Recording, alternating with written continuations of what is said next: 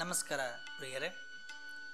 ಮಾನ್ಯ D V ಜಿಯವರ ಮಂಕುತಿಮ್ಮನ ಕಗ್ಗದ ದಿನಕ್ಕೊಂದು ಕಗ್ಗದೊಂದಿಗೆ ನಾನು ಕರುಣಾಕರ ಬಳಕೂರು. ವೇದ ಲೋಕಾಚಾರ ನಿನ್ನನುಭವದ ಯುಕ್ತಿ ಶೋಧಿಸಿ ಈ ಮೂರನಂ ಸಂವಾದಗೊಳಿಸು. ಸಾಧಿತ ಜ್ಞಾನ ನರಸಾಧ್ಯ ಪ್ರಮಾಣವದು ಹಾದಿ ಬೆಳಕದು ನಿನಗೆ ಮಂಕುತಿಮ್ಮ.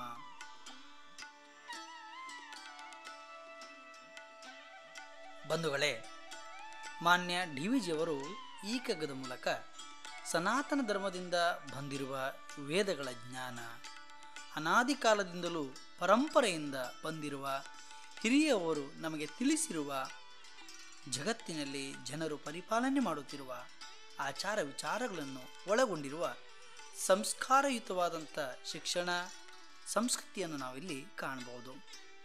ನಾವು ಬಾಲ್ಯವನ್ನು ಕಳೆದು ಬೀಳುತ್ತಾ, ಆಡುತ್ತಾ, ಓಡುತ್ತಾ, ಕುಣಿಯುತ್ತಾ ಒಂದಿಷ್ಟು ಅನುಭವಕ್ಕೆ ಬಂದಿರುವ ಬುದ್ಧಿಯನ್ನು ಉಪಯೋಗಿಸಿಕೊಂಡು ಕಂಡುಕೊಂಡಿರುವಂಥ ಅನುಭವಗಳು ನಿಮಗೆಲ್ಲರಿಗೂ ಇದೆ. ಈ ಮೂರನ್ನು ಅರ್ಥೈಸಿಕೊಂಡು ಮನಸ್ಸಿನಲ್ಲಿ ನೀನು ಶೋಧಿಸಿ, ಪಾಕವಾಗಿಸಿ, ಸಂವಾದವನ್ನು ಮಾಡು, ವಿಮರ್ಶೆಯನ್ನು ಮಾಡು. ಆ ಬಳಿಕ ಸಿಗುವಂಥ ಒಂದು ಜ್ಞಾನ ಇದೆಯಲ್ಲ, ಸುಜ್ಞಾನವಿದೆಯಲ್ಲ, ಅದು ಪ್ರಮಾಣವೆಂದು ನಂಬಿಕೆ ಇಟ್ಟು ನೀನು ಮುನ್ನಡೆ. ಅದು ಬದುಕಿಗೆ ಜೀವನ ದಾರಿದೀಪವಾಗ್ತದೆ ಅಂತ ಹೇಳ್ತಾ, ಜ್ಞಾನವೇ ಬೆಳಕು, ಅದುವೇ ಕತ್ತಲನ್ನು ದೂರವಾಗಿಸಿ ಅಂತರಂಗ ಮತ್ತು ಬಹಿರಂಗವೆಲ್ಲರಲ್ಲೂ ಹೊಸ ಪಥವನ್ನು ಸೃಷ್ಟಿ ಮಾಡ್ತದೆ. ಹೌದು, ಪರಂಪರೆಯಿಂದಲೂ ಈ ಪ್ರಕೃತಿಯ ನಡುವೆ ಇರುವ ನಾವು ಕಲಿಯಲು ಬಹಳಷ್ಟು ಅವಕಾಶಗಳಿತ್ತು, ಈಗಲೂ ಇದೆ. ಪ್ರಕೃತಿಯೂ ಕಲಿಸ್ತಾ ಇದೆ, ನಾವು ಒಂದಿಷ್ಟು ಕಲಿತಾ ಇದ್ದೇವೆ. ಆದರೆ ಕಲಿತಿದ್ದು ಬಹಳ ವಿರಳ. ಕಲಿಕೆಗೆ ಸಾಗರದಷ್ಟು ಅಪಾರವಾದಂಥ ಜ್ಞಾನದ ಮೂಲಗಳು ಈ ಪ್ರಪಂಚದಲ್ಲಿವೆ.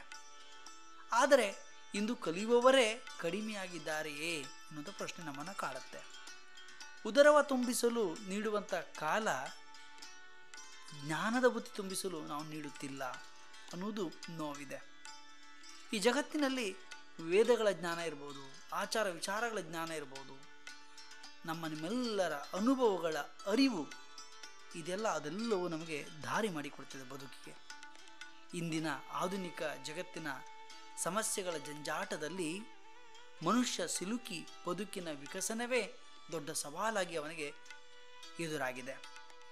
ಬಿಡುವಿಲ್ಲದ ದುಡಿಮೆ ಗಳಿಸಿದ್ದು ದೊಡ್ಡದು, ಅದು ಆದಾಯವಷ್ಟೇ. ಜ್ಞಾನ ಅಲ್ಪ, ಇದರಿಂದ ಯಾವ ಪ್ರಯೋಜನವೂ ಆಗಲಾರದು. ಅಲ್ಪತೆಯಲ್ಲಿ ನಮ್ಮ ಬದುಕು ಕೊನೆಯಾಗಬಾರದು. ಹಾಗಾಗಿ ಅರಿವನ್ನು ಕಲಿಯುವ, ಗಳಿಸುವ ನಡೆಯಲ್ಲಿ ನಾವೆಲ್ಲರೂ ಮುಂದಾಗಬೇಕು. ಆಗ ಪಥವೇ ಬದಲಾವಣೆ ಆಗ್ತದೆ, ಆ ಪಥವೇ ವಿಕಸನವಾಗ್ತದೆ. ಜ್ಞಾನದಿಂದ ಅಜ್ಞಾನದ ಜಗತ್ತನ್ನು ಮುಕ್ತಿಗೊಳಿಸೋಣ. ಉಜ್ವಲದ ಭವಿಷ್ಯವನ್ನು ಕಟ್ಟುವಲ್ಲಿ ನಾವೆಲ್ಲರೂ ಜೊತೆಯಾಗೋಣ. ಅರಿವನ್ನು ಪಡೆಯುವಲ್ಲಿ ನಾವು ಮುನ್ನುಡಿಯನ್ನು ಬರೆದರೆ ನಿಮ್ಮೆಲ್ಲರ ಬದುಕು ಸಾರ್ಥಕ್ಯವಾಗ್ತದೆ.